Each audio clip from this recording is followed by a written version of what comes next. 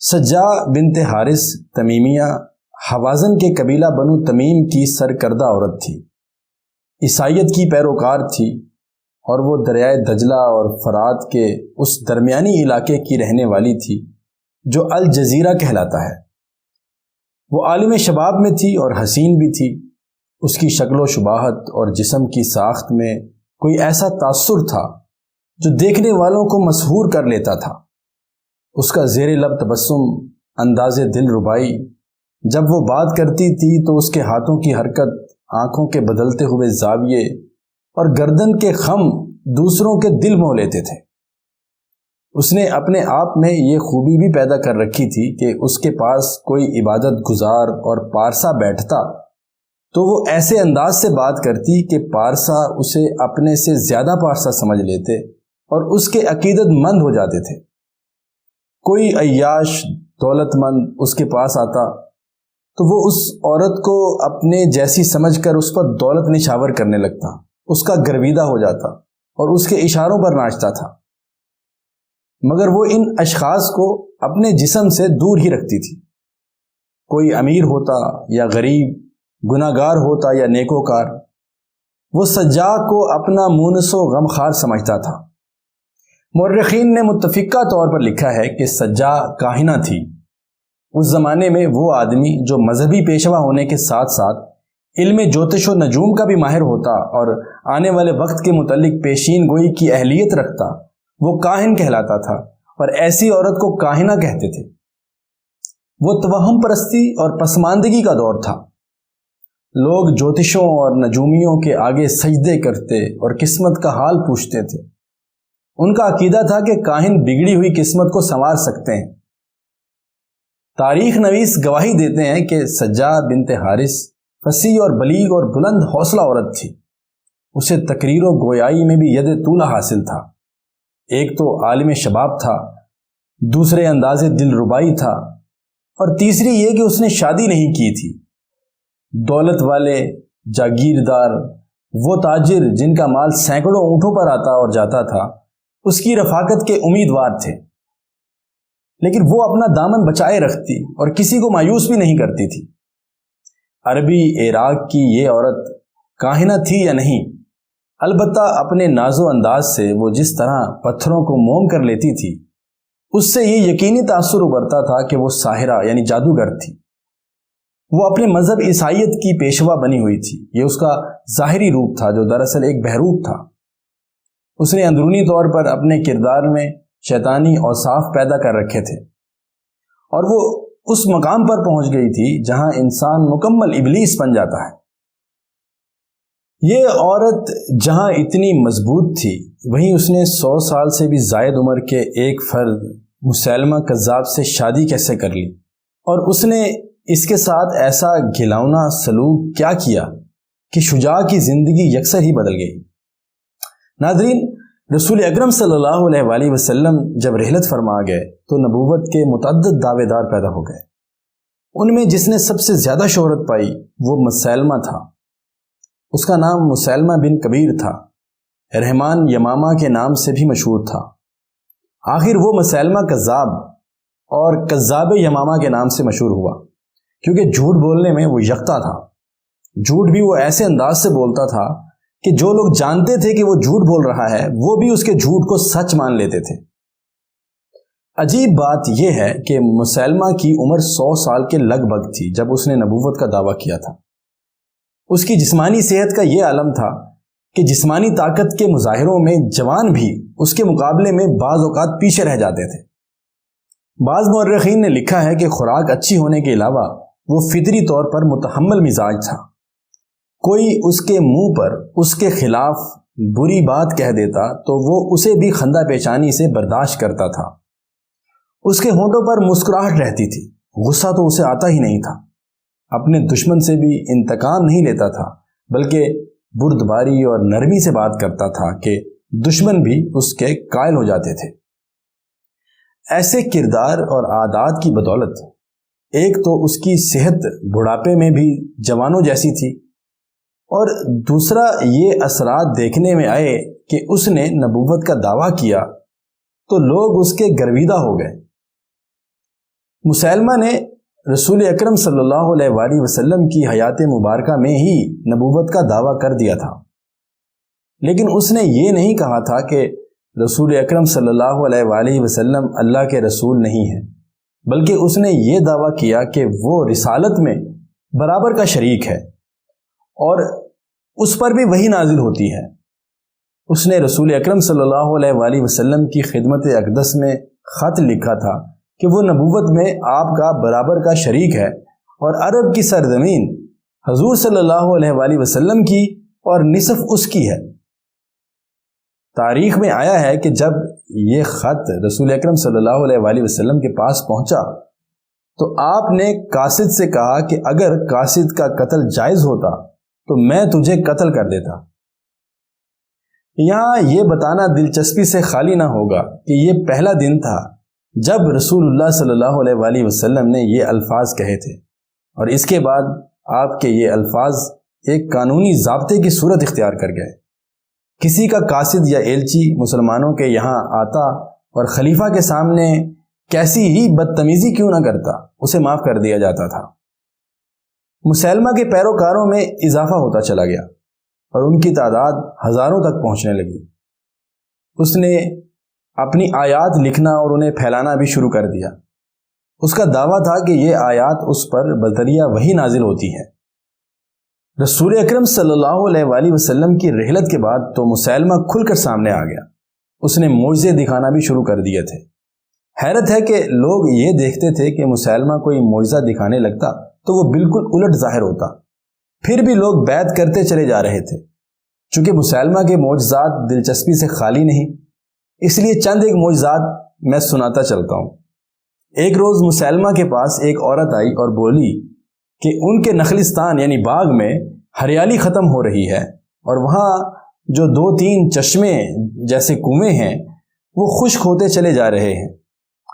اس عورت نے کہا کہ یا رسول، ایک بار ہر زمان کا نخلستان خشک ہو گیا تھا کیونکہ اس کے چشمے نے پانی چھوڑ دیا تھا۔ وہاں کے لوگ محمد صلی اللہ علیہ وآلہ وسلم کے پاس گئے اور عرض کی کہ ان کا نخلستان خشک ہو گیا ہے، تو محمد صلی اللہ علیہ وآلہ وسلم نے چلو بھر پانی اپنے منہ میں ڈالا اور چشمے میں اگل دیا۔ دیکھتے ہی دیکھتے چشمہ اس طرح پھوٹ پڑا کہ وہاں جھیل بن گئی اور خرما کے درختوں کی جو شاخیں خشک ہو کر لٹک گئی تھیں وہ بھی ہری بھری ہو گئیں۔ مسیلمہ کذاب نے یہ سنا تو اسی وقت اٹھا اور اونٹ پر سوار ہو کر اس عورت کے ساتھ روانہ ہو گیا۔ جب اس نخلستان میں پہنچا تو دیکھا کہ کنووں میں بہت ہی تھوڑا پانی ہے، تو اس نے حکم دیا کہ ایک کنویں سے تھوڑا سا پانی نکالا جائے۔ پانی نکالا گیا، مسیلمہ نے کچھ پانی اپنے منہ میں ڈالا اور کنووں میں تھوڑا تھوڑا اگل دیا۔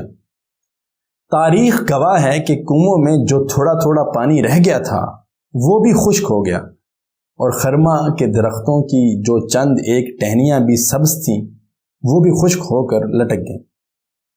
اس کے بعد یہ نخلستان مکمل طور پر ریگستان بن گیا۔ اس کے ساتھیوں میں نہار نام کا ایک خاص ساتھی تھا۔ اس نے ایک روز مسیلمہ سے کہا کہ محمد صلی اللہ علیہ وآلہ وسلم جس کسی کے بچے کو دیکھتے ہیں اس بچے کے سر پر ہاتھ پھیرا کرتے ہیں۔ یہ دیکھا گیا ہے کہ جس بچے کے سر پر رسول اللہ صلی اللہ علیہ وآلہ وسلم نے ہاتھ پھیرا اس بچے میں ایسی ذہانت پیدا ہو گئی کہ لڑکپن میں پہنچنے تک وہ بچہ نامور مجاہد یا دانشور بنا۔ مسیلمہ نے یہ بات سنی تو اس نے باہر نکل کر اپنے قبیلے بنو حنیفہ کے چند ایک بچوں کو بلایا اور ان کے سروں پر اور ان کی تھوڑیوں پر ہاتھ پھیرا۔ لوگوں کا ایک ہجوم اکٹھا ہو گیا تھا۔ انہوں نے دیکھا کہ ان بچوں کے سروں کے بال گرنے لگے اور سورج غروب ہونے تک یہ تمام بچے گنجے ہو گئے۔ ان کی تھوڑیوں پر ہاتھ پھیرنے کا یہ اثر ہوا کہ یہ تمام بچے زبان کی لکنت یعنی ہکلاہٹ میں مبتلا ہو گئے۔ ایک عورت مسیلمہ کے پاس یہ شکایت لے کر آئی کہ اس کی اچھی بھلی بکری نے دودھ دینا چھوڑ دیا ہے۔ مسیلمہ کے کہنے پر وہ عورت بکری کو لے آئی۔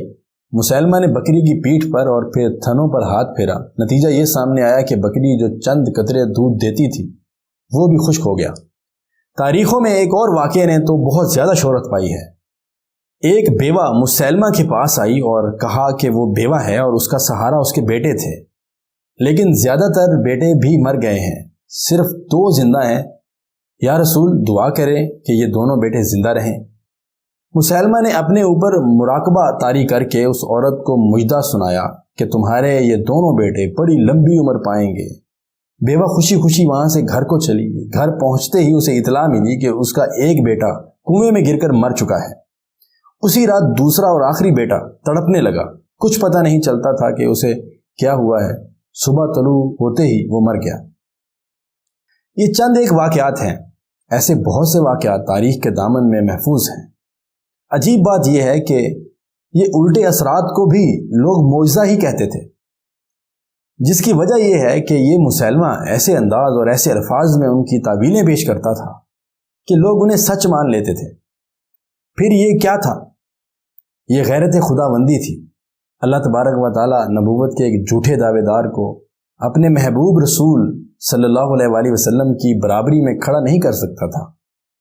بعض اوقات ایک عام انسان بھی کوئی معجزہ، کوئی کرامت کر گزرتا ہے، لیکن اس آدمی کے کردار اور اس کی فطرت کو دیکھیں تو پتہ چلتا ہے کہ اس شخص کی روحانی قوت بیدار ہے، اس کے قابو میں ہے، اور قابو میں اس لیے ہے کہ وہ شخص دیندار اور ایماندار ہے۔ مسیلمہ تو تھا ہی کذاب، یعنی جھوٹ بولنے والا۔ جھوٹ ایک ایسی لعنت ہے جو بنے بنائے کام بھی بگاڑ دیتا ہے، اور وہ انسان اللہ کے حضور جو دعا کرتا ہے اس کا اثر الٹا ہوتا ہے۔ مسیلمہ کی مقبولیت رسول اکرم صلی اللہ علیہ وآلہ وسلم کی رحلت کے بعد اتنی بڑھی کہ اس نے ایک لشکر تیار کر لیا۔ خلیفہ اول ابو بکر صدیق رضی اللہ تعالی عنہ کو مسیلمہ کی اس جنگی طاقت کی اطلاع ملی تو انہوں نے اس کے خلاف اعلان جہاد کیا۔ مسیلمہ کی لڑائیاں 3 سالاروں سے ہوئی تھیں۔ ایک تھے اکرمہ، دوسرے تھے شرجیل بن حسنہ، اور تیسرے خالد بن ولید رضی اللہ تعالیٰ عنہ۔ آخر شکست تو مسیلمہ کو ہوئی تھی، لیکن اس کی جنگی طاقت کا یہ عالم تھا کہ اس نے تاریخ اسلام کے ان 3 نامور سپہ سالاروں کو حیران و پریشان کر دیا تھا۔ کئی ایسے مواقع آئے جب یوں پتہ چلتا تھا کہ فتح مسیلمہ کی ہوگی۔ یہ لڑائیاں ایک الگ اور بڑی ہی ولولہ انگیز داستان ہے، لیکن ہم اپنے قصے کی طرف لوٹتے ہیں۔ بات سجاع بنت حارث کی ہو رہی تھی۔ رسول اکرم صلی اللہ علیہ وآلہ وسلم کے وصال کے بعد اس حسین جادوگرنی کے دماغ میں آئی کہ مسیلمہ اس علاقے میں نبوت کا دعویٰ کر کے ایک لشکر جرار بھی تیار کر سکتا ہے، تو کیوں نہ وہ بھی نبوت کا دعویٰ کرے۔ اسے اپنے ان اوصاف کا پوری طرح احساس تھا جو لوگوں کے دل موہ لیا کرتے تھے۔ اس وقت تک اس عورت میں ابلیسی اوصاف کوٹ کوٹ کر بھرے جا چکے تھے۔ ایک روز اس نے اپنے قبیلے کو اکٹھا کیا اور اعلان کیا کہ گزشتہ رات خدا نے اسے نبوت عطا کی ہے۔ اس کے ساتھ ہی اس نے ایک وحی بھی سنا دی۔ وہ عیسائی مذہب کی عورت تھی، لیکن نبوت کے اس جھوٹے دعوے کے ساتھ ہی عیسائی مذہب ترک کر دیا۔ کیونکہ وہ حسین عورت تھی اس لیے لوگ اس سے متاثر ہو گئے۔ اس میں جو اوصاف تھے اور جو کشش تھی وہ پہلے بیان ہو چکی ہے۔ اس کے قبیلے کے سردار اس کے امیدوار بھی تھے۔ سب سے پہلے ان سرداروں نے اس کے ہاتھ پر بیعت کی۔ بنو تغلب نے سب سے پہلے اس کی نبوت کو تسلیم کیا، جس کی وجہ یہ تھی کہ اس قبیلے کا ایک سردار جو سب سے زیادہ اثر و رسوخ والا تھا وہ سجاع کا گرویدہ ہو گیا تھا۔ ایسا ہی ایک سردار ابن حبیرہ بنو تمیم کا تھا اور وہ بھی سجاع کا مرید ہو گیا۔ اس وقت کا معاشرہ قبیلوں میں منقسم تھا۔ قبیلوں پر سرداروں کا اثر و رسوخ تھا۔ ایک سردار جس طرف جاتا پورا قبیلہ اس کے پیچھے جاتا تھا۔ سجاع نے سب سے پہلے قبیلوں کے سرداروں کو زیر اثر کیا اور بہت تھوڑے سے عرصے میں کئی ایک قبیلوں نے اس کی نبوت کو تسلیم کر لیا۔ یہاں تک کہ بہت سے ایسے لوگ جنہوں نے اسلام قبول کر لیا تھا اسلام سے منحرف ہو کر سجاع کے پیروکار بن گئے۔ سجاع نے مسیلمہ کی طرح ایک لشکر تیار کیا اور اس نے مدینہ پر حملہ کرنے کا ارادہ کر لیا۔ اس کے اپنے ایک مشیر مالک بن نمیرہ نے اسے مدینے پر حملہ کرنے سے روک دیا اور ان قبیلوں سے نمٹنے کا مشورہ دیا جو اس کی نبوت کو تسلیم نہیں کر رہے تھے۔ اس طرح سجاع نے اچھی خاصی لڑائیاں لڑیں۔ خلیفہ اول سیدنا ابو بکر صدیق رضی اللہ تعالی عنہ نے سجاہ کی سرکوبی کے لیے خالد بن ولید رضی اللہ تعالیٰ عنہ کو بھیجا۔ شرجیل بن حسنہ اور اکرمہ بن ابی جہل بھی ساتھ تھے۔ خالد بن ولید کو اطلاع ملی کہ ان کا مقابلہ ایک نہیں بلکہ 2 لشکروں کے ساتھ ہوگا، چنانچہ انہوں نے پیش قدمی اس غرض سے روک لی کہ دشمن کی قوت کا اندازہ جاسوسوں سے کر لیا جائے۔ ادھر مسیلمہ نے محسوس کیا کہ وہ شکست کھا جائے گا، تو اس نے سجاہ کو پیغام بھیجا کہ وہ اسے ملنا چاہتا ہے۔ وہ دراصل سجاہ کو اپنے ساتھ ملانا چاہتا تھا، اور اس کا ارادہ یہ بھی تھا کہ سجاہ پر حاوی ہو کر اسے اپنے زیر اثر کر لے۔ وہ سجاہ کی نبوت کو ختم کرنا چاہتا تھا۔ آخر سجاہ نے مسیلمہ کو ملاقات کے لیے اپنے ہاں بلا لیا۔ مسیلمہ اپنے ساتھ 40 ایسے پیروکار لے گیا جو دماغی لحاظ سے بہت ہوشیار اور دانش مند تھے اور تیغ زنی میں بھی مہارت رکھتے تھے۔ مسیلمہ سن چکا تھا کہ سجاہ میں کیا کیا خوبیاں ہیں اور اس کا حسن کس قدر سحر انگیز ہے۔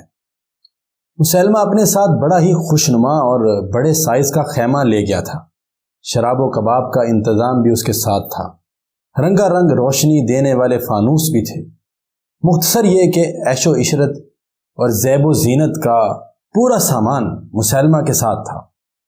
وہ ایسے عطر اپنے ساتھ لے گیا تھا جن کی مہک مخمور کر دیتی تھی۔ مسیلمہ اور سجاہ کی ملاقات ایک نخلستان میں ہوئی۔ مسیلمہ نے یہ تو سن رکھا تھا کہ سجاہ میں ایسے اوصاف موجود ہیں جو پتھر دل کو موم کر سکتے ہیں، لیکن وہ سجاہ کے سامنے گیا تو اس نے محسوس کیا کہ سجاہ کی شخصیت اس سے زیادہ سحر انگیز ہے جتنی اس نے سنی تھی۔ تب اس نے محسوس کیا کہ اس حسین ساحرہ کا میدان جنگ میں مقابلہ کرنا آسان نہیں۔ یہ خطرہ وہ پہلے ہی سوچ چکا تھا، اس لیے وہ اپنے ساتھ یہ سارا ساز و سامان لے گیا تھا۔ اس نے سجاہ سے کہا کہ وہ اس کے خیمے میں چلے، کیونکہ یہ جگہ اس قابل نہیں کہ سجاہ جیسی عورت کسی غیر سے بیٹھ کر بات کرے۔ مسیلمہ معمر اور تجربے کار آدمی تھا، اس میں دانش مندی بھی تھی۔ اس نے باتوں باتوں میں سجاہ کو اتنا اونچا چڑھا دیا کہ وہ پھولی نہ سمائی اور مسیلمہ کی باتوں میں آ گئی۔ اسی وقت اٹھی اور مسیلمہ کے ساتھ اس کے خیمے میں چلی گئی۔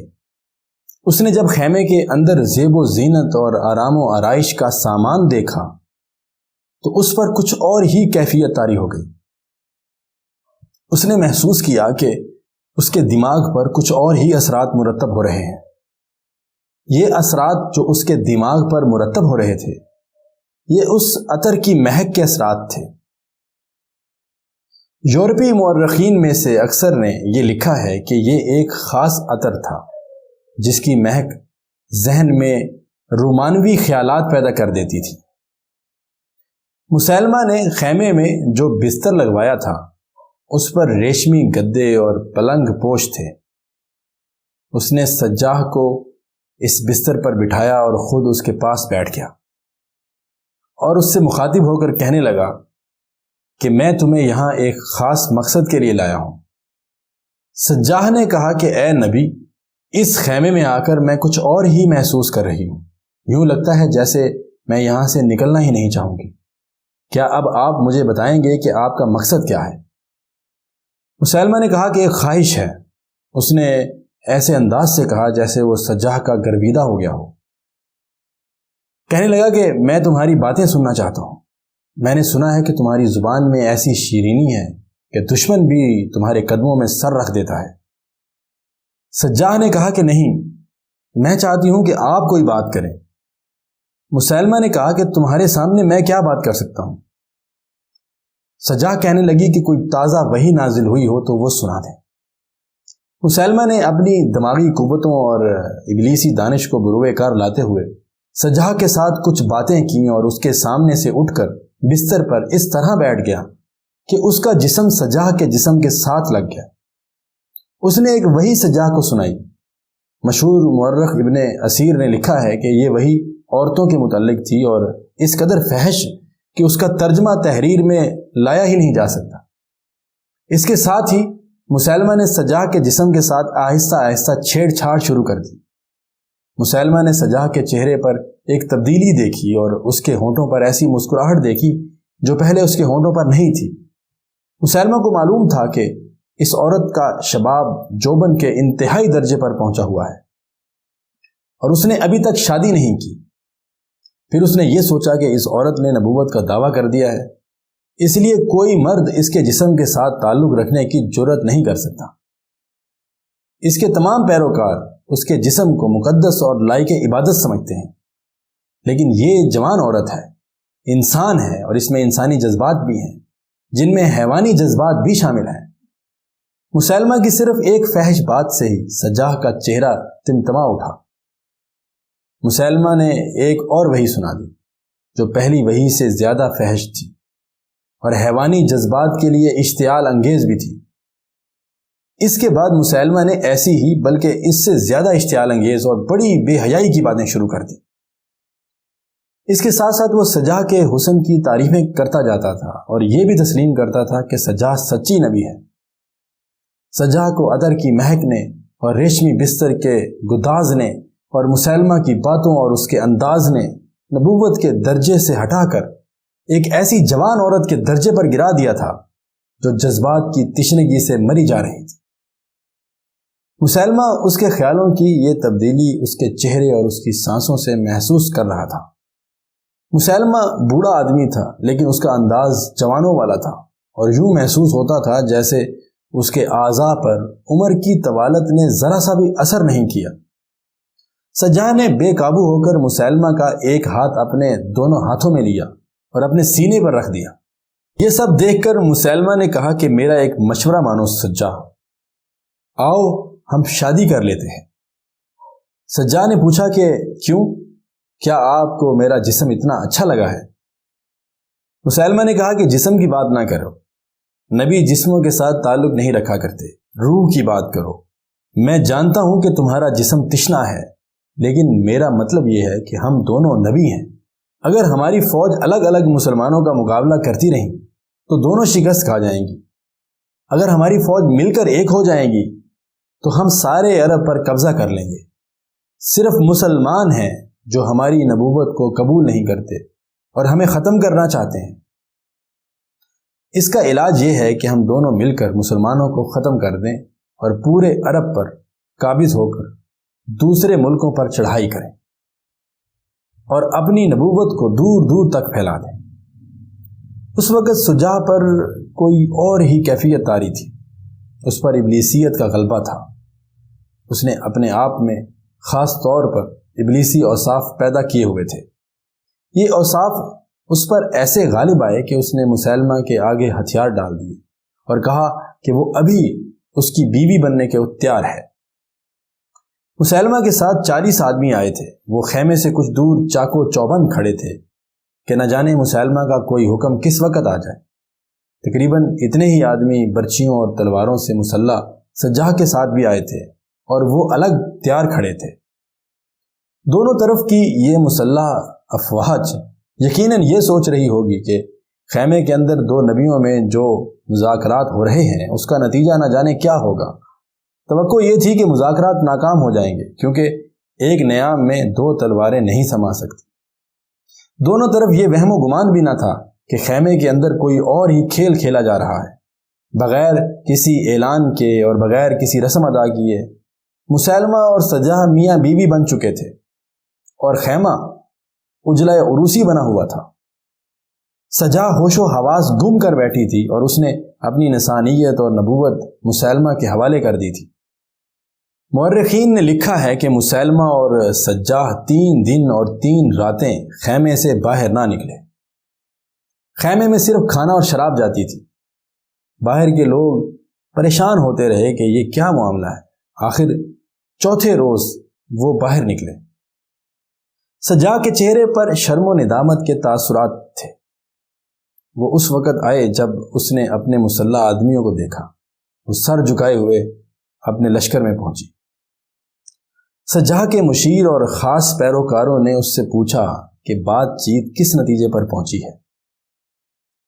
اس نے کہا کہ میں نے مسیلمہ کی نبوت کو تسلیم کر لیا ہے، اس کی نبوت برحق ہے، میں نے اس کے ساتھ نکاح کر لیا ہے اب نبوت میری ہو یا اس کی، اس سے کوئی فرق نہیں پڑتا۔ نکاح تو ہو گیا۔ سجا سے پوچھا گیا کہ مہر کیا مقرر ہوا؟ اس پر سجا حیران ہوئی اور اس نے کہا کہ مجھے تو خیال ہی نہیں رہا کہ مہر بھی مقرر کرنا تھا۔ اور مورخین نے لکھا ہے کہ یہ جواب دے کر سجا کی آنکھیں جھک گئیں، جیسے وہ نادم اور شرمسار ہو۔ اس کا نبوت والا انداز بالکل ہی بدل گیا تھا۔ ان مشیروں نے اسے مشورہ دیا کہ جب کوئی عورت کسی مرد کی زوجیت میں جاتی ہے تو وہ نکاح میں اسے قبول کرنے سے پہلے اپنا مہر مقرر کرواتی ہے۔ اسے مشورہ دیا گیا کہ وہ مسلمہ کے پاس جائے اور مہر مقرر کروائے۔ دلچسپ امر یہ ہے کہ اگر مسلمہ نے اسے اپنی بیوی بنانا تھا تو اسے اپنے ساتھ لے جاتا، لیکن اس نے اسے عصمت سے محروم کر کے اس کے لشکر میں واپس بھیج دیا۔ یہ معلوم نہیں کہ اس نے سجا کو کیا کہہ کر اس کے لشکر میں بھیجا تھا۔ اس کے مشیر سجا کی اس حرکت پر پریشان سے ہوئے اور اسے بار بار یہی کہا کہ وہ مسلمہ کے پاس جا کر مہر مقرر کروا لے۔ مسلمہ سجا کو اس کے لشکر میں بھیج کر خود بڑی تیزی سے وہاں سے کوچ کر گیا تھا اور اپنے قلعہ میں جا پہنچا۔ مسلمہ نے قلعے میں جا کر اپنے محافظوں اور مصاحبین سے کہا کہ تم سب کو چوکنا اور محتاط رہنا ہوگا۔ میں تمہیں بتا چکا ہوں کہ سجا کے ساتھ میں نے کیا سلوک کیا ہے۔ ہو سکتا ہے کہ اس کی پیروکار اور مصاحبین یہ سن کر بھڑک اٹھیں کہ اس نے میرے ساتھ شادی کر لی ہے۔ اگر ان کا رد عمل یہ ہوا تو وہ ہم پر حملہ کر سکتے ہیں۔ یہ سوچ لو کہ ادھر مسلمانوں کا لشکر آ رہا ہے، اگر سجا کے لشکر نے بھی ہم پر حملہ کر دیا تو ہم پس جائیں گے۔ اس نے قلعے کے دروازے دن کے وقت بھی بند کروا دیے۔ یہ کوئی بڑا قلعہ نہیں تھا، مسلمہ کا اپنا مکان تھا جو قلعے کی طرح تھا۔ اس نے اندر سے دروازے بند کر لیے تھے اور سجاح کو اپنے یہاں رکھنے کا اس کا کوئی ارادہ نہیں تھا۔ اگلے روز سجاح مسلمہ کے قلعہ نما گھر کے دروازے پر پہنچی تو دروازہ بند پا کر اس نے کہا کہ مسلمہ کو اطلاع دی جائے کہ اس کی بیوی سجاح آئی ہے۔ مسلمہ کو اطلاع پہنچی تو دوڑا گیا، کیونکہ ایسی کوئی بات نہیں ہوئی تھی کہ وہ اگلے ہی روز اس کے پاس پہنچ جائے۔ مسلمہ کو یہ بھی بتایا گیا کہ سجاح کے ساتھ اس کا محافظ دستہ بھی ہے۔ تاریخ میں آیا ہے کہ مسلمہ نے یہ نہ کہا کہ اسے اندر لے آؤ، اور نہ وہ خود دروازے پر آیا، بلکہ وہ مکان کی چھت پر چلا گیا اور وہاں سے سجاح کو پکارا۔ سجاح نے کہا کہ دروازہ کھلواؤ، میں اندر آنا چاہتی ہوں۔ اس نے کہا کہ اس وقت تمہارا اندر آنا ٹھیک نہیں ہے، یہ بتاؤ تم کیوں آئی ہو؟ سجاح نے جواب دیا کہ اپنا مہر مقرر کروانے کے لیے آئی ہوں۔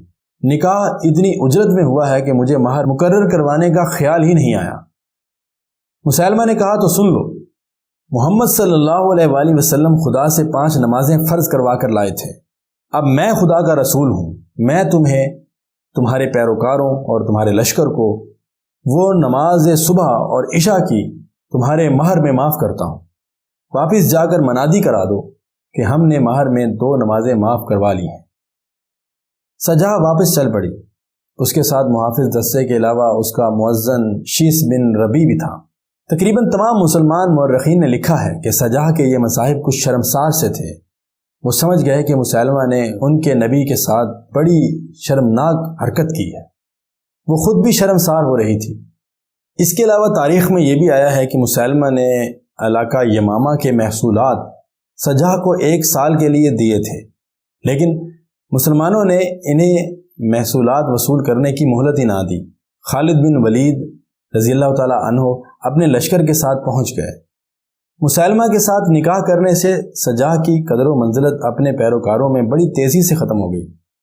بڑے اچھے اور قابل پیروکار اس کا ساتھ چھوڑ گئے۔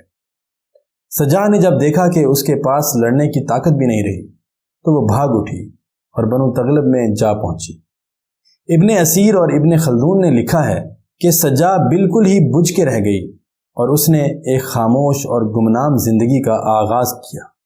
نہ اس میں انداز دل ربائی رہا، نہ وہ جاہ و جلال رہا، یہاں تک کہ امیر معاویہ رضی اللہ تعالیٰ عنہ کا زمانہ آ گیا۔ اسی سال ایسا خوفناک قحط پڑا کہ لوگ بھوکوں مرنے لگے۔ سجاح کا قبیلہ بنو تغلب فاقہ کشی سے گھبرا کر بصرہ جا آباد ہوا۔ سجاح بھی ان کے ساتھ تھی۔ مسلمانوں کے سلوک اور اناج کی مساوی تقسیم سے متاثر ہو کر بنو تغلب کے تمام قبیلے نے اسلام قبول کر لیا۔ سجاح بھی مسلمان ہو گئی اور اس نے سچے دل سے اللہ کی عبادت شروع کر دی۔ اس کے کردار میں جو ابلیسی اوصاف پیدا ہو گئے تھے وہ عبادت الہی سے دھلنے لگے، حتیٰ کہ وہ بالکل ہی متقی اور عبادت گزار بن گئے۔ تھوڑے ہی عرصے بعد وہ بیمار پڑی اور مر گئی۔ ان دنوں ایک صحابی سمرہ بن جندب رضی اللہ عنہ بصرہ کے حاکم تھے۔ انہوں نے سجاح کی نماز جنازہ پڑھائی تھی۔ سجاح پر تو اللہ نے اپنا خاص کرم کیا کہ وہ دینداری کی حالت میں مری اور اس کی عاقبت محفوظ ہو گئی، لیکن مسیلمہ کا انجام کچھ اور ہوا۔ اس نے مسلمانوں کے خلاف بڑی خونریز لڑائیاں لڑیں۔ معمر ہونے کے باوجود وہ جوانوں کی طرح لڑا تھا۔ آخری لڑائی میں جب اس نے دیکھا کہ خالد بن ولید کا لشکر اس کے گھر تک آن پہنچا ہے تو وہ خود زرہ اور آہنی خود پہن کر گھوڑے پر سوار ہوا اور باہر نکلا۔ پہلے وہ باغ میں گیا جہاں لڑائی ہو رہی تھی، پھر وہ باغ سے نکلا۔ جو ہی وہ آگے گیا ایک برچھی اس کے سینے میں دل کے مقام پر اتر گئی۔ برچھی مارنے والا عرب کا مشہور برچھی باز وحشی تھا، اس کا نام ہی وحشی تھا۔ جنگ احد میں وحشی اہل قریش کے ساتھ تھا۔ رسول اکرم صلی اللہ علیہ وآلہ وسلم کے چچا حضرت حمزہ رضی اللہ تعالیٰ عنہ کو اسی وحشی نے پیٹ میں برچھی مار کر شہید کیا تھا۔ اس کے بعد جب خالد بن ولید رضی اللہ تعالیٰ عنہ نے اسلام قبول کیا تو وحشی نے بھی اسلام قبول کر لیا اور اگلے مارکوں میں تاریخ میں نام پیدا کیا۔ یہ سعادت اسی کے نصیب میں لکھی تھی کہ مسیلمہ کذاب جیسے بڑے ہی طاقتور جھوٹے نبی کو جہنم واصل کیا۔ تاریخ میں یوں آیا ہے کہ مسیلمہ کو ہلاک کرنے والے دو مجاہد تھے۔ ایک تو وحشی تھا جس نے اسے برچھی ماری تو وہ گھوڑے سے گرا، اس کے ساتھ ہی مدینہ کے ایک انصاری نے اس پر تلوار کا بھرپور وار کیا۔ وحشی نے مسیلمہ کا سر تن سے کاٹا اور برچھی کی انی پر اڑس کر برچھی بلند کر لی اور کہا تھا کہ میں نے احد کا گناہ معاف کرا لیا ہے۔ وحشی مسیلمہ کا سر برچھی پر اٹھائے میدان جنگ میں دوڑتا اور اعلان کرتا پھر رہا تھا۔ بعد میں اس نے کئی بار کہا تھا کہ حضرت حمزہ رضی اللہ تعالیٰ عنہ کے قتل کا افسوس اسے ہمیشہ پریشان کرتا رہا، لیکن مسیلمہ کو قتل کر کے اسے احد کے افسوس اور پچھتاوے سے نجات ملی ہے۔ یہ تھا انجام دو جھوٹے نبیوں کا۔ یہ ابلیس کا رقص تھا۔ انسان جب اپنے کردار میں ابلیسی اوصاف پیدا کر لیتا ہے تو اللہ تبارک و تعالیٰ اسے نتائج سے بے خبر کر دیتا ہے۔ انہیں پکڑنے کے لیے اللہ آسمان سے فرشتے نہیں اتارا کرتا، یہ لوگ اپنے قدموں چل کر انجام کو پہنچ جایا کرتے ہیں، لیکن کوئی عبرت حاصل نہیں کرتا۔ دوستو، اسلام پر فرقہ پرستوں نے بہت بڑی یلغار کی تھی۔ اسلام میں سب سے پہلے مارد وجود میں آنے والے فرقے کے متعلق ہم پہلے ایک نشست میں بات کر چکے ہیں۔ اہل اسلام کے اندر سے جو حملہ آور اٹھے ان کا ہدف اہل سنت تھے۔ وہ اپنے آپ کو مسلمان کہلاتے تھے، لیکن ان کے عزائم اور سرگرمیاں نہ صرف غیر اسلامی یا اسلام کے منافی تھیں، بلکہ اسلام کی بقا، سلامتی اور فروغ کے لیے بے حد خطرناک تھیں، اور یہ سلسلہ آج بھی جاری ہے۔ عبیدیت ایسا ہی ایک فتنہ تھا جو 3 صدی ہجری میں اٹھا۔ یہ اسماعیلیوں کی ایک شاخ تھی، لیکن اصل میں یہ فرقہ باطنی تھا اور اس کے بانی پیشواؤں میں ابلیسی اوصاف پائے جاتے تھے۔ اسی فرقے کے بارے میں ہم آنے والی ایپیسوڈز میں بات کریں گے، اور اس کے ساتھ ساتھ قیامت کی نشانیوں کے متعلق ہمارا سلسلہ بھی جاری رہے گا۔ ہمارے ساتھ جڑے رہنے کے لیے چینل کو سبسکرائب کر لیجئے، ویڈیو کو لائک اور شیئر کرنا مت بھولیے گا۔ اپنا بہت سارا خیال رکھیے گا، دعاؤں میں یاد رکھیے گا۔ انشاءاللہ جلد ہی آپ سے ملاقات ہوگی۔ اپنے ہوسٹ رضوان سعید کو اجازت دیجیے۔ اللہ نگہبان۔